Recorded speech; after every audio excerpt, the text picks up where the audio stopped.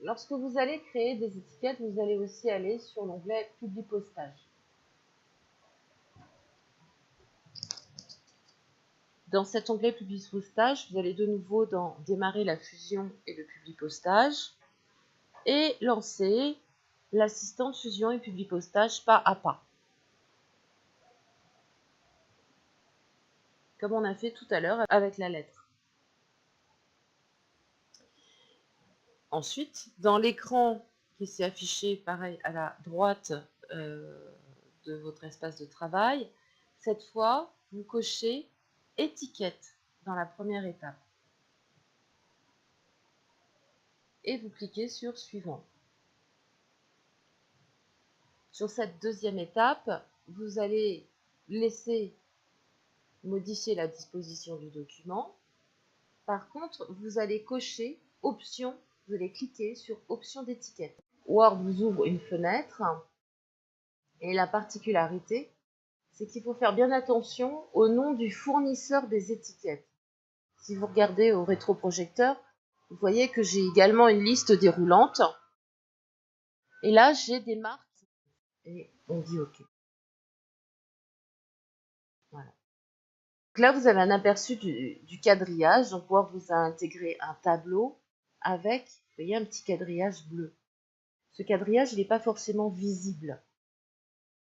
Au cas où ça ne serait pas le cas, dans les outils de tableau qui sont en haut de l'écran, soit dans Disposition, au début du ruban, vous avez une icône qui s'appelle Afficher le quadrillage. Si elle n'est pas active, vous ne voyez pas le quadrillage de vos étiquettes. Ce quadrillage, il est juste virtuel, il ne s'imprimera pas. Donc maintenant, je vais passer à l'étape suivante, à l'étape 3, en cliquant sur Suivant, Sélection des destinataires. Je vais faire comme tout à l'heure. Je clique sur le bouton Parcourir pour aller chercher ma base de données. Bureau, je vais aller chercher mon fichier source, donc classeur Excel, et je l'ouvre. Comme tout à l'heure, je laisse la feuille 1, je dis OK. Alors, je ne vais pas faire des étiquettes pour tout le monde, quoique, allez, soyons fous. Je vais laisser, je dis OK.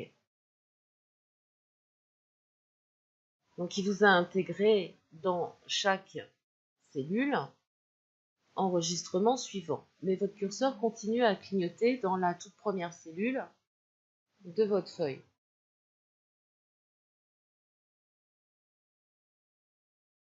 C'est dans cette cellule-là que je vais insérer les champs qui m'intéressent. Comme pour la lettre, je vais cliquer sur Insérer un champ de fusion. Et cette fois, je vais intégrer la civilité, donc le titre, sur Insérer, le prénom et le nom de la personne. Je vais garder que ces informations-là, en imaginant que ce sont des étiquettes que vous pouvez être amené à coller sur des dossiers. Hein, ça se fait fréquemment dans des services hospitaliers, dans des laboratoires. Et je clique sur Fermer. Je passe à l'étape suivante, étape 4. Et là, je vais lui demander aperçu des résultats.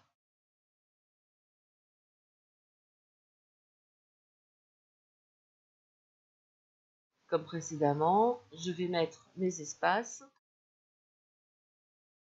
là où c'est nécessaire entre mes différents champs. Et je clique sur mise à jour de toutes les étiquettes.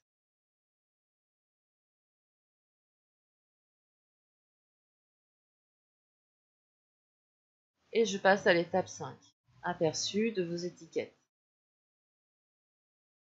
Comme je n'ai pas l'intention de modifier donc les destinataires, je pourrais lui demander que tous les noms soient centrés dans mes cellules. Donc pour ça, il faudrait que j'aille dans Accueil et que je lui demande centrer. Si je veux que ce soit centré aussi en vertical, par contre, il faut que je retourne dans mes outils de tableau Disposition pour lui demander un alignement centre.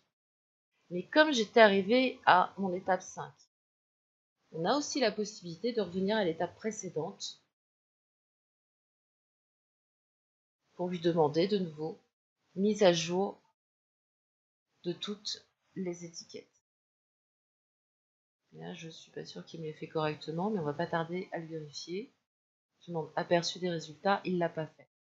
Donc dans ce cas-là, vous sélectionnez tout votre tableau par le petit carré, vous retournez dans disposition et vous demandez l'alignement qui vous convient.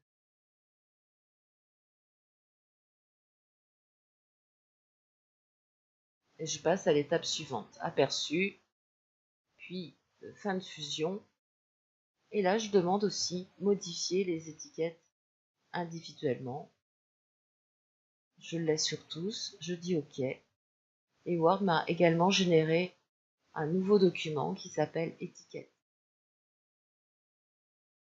Je peux afficher mon volet de navigation et demander de naviguer par page pour voir jusqu'où ça s'arrête et contrôler la mise en forme de mes étiquettes.